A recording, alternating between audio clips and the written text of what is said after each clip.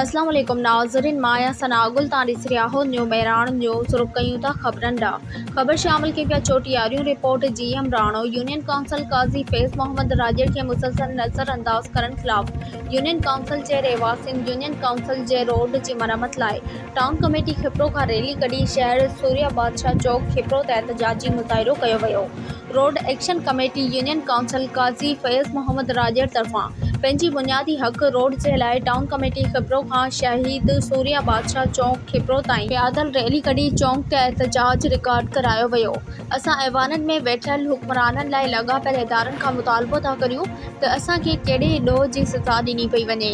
40 सालनि खां ज़बून ऐं खंडर बणियल रोड जंहिं तां रोज़मर्रा जो सफ़र अज़ाब बणियल आहे।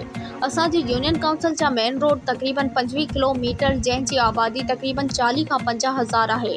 जेके रोड उन आबादी खे टिनो मिठा खान सरनवारी जाटी जवाड़ो ऐं सांगड़ ऐं खिपरे सां मिलाइनि था, जिथे मिंटनि जो पंधु कलाकनि में थिए थो। खुदारा असांजो बुनियादी हक़ रोड जल्द खां जल्द तामीर कराए ॾिनो वञे।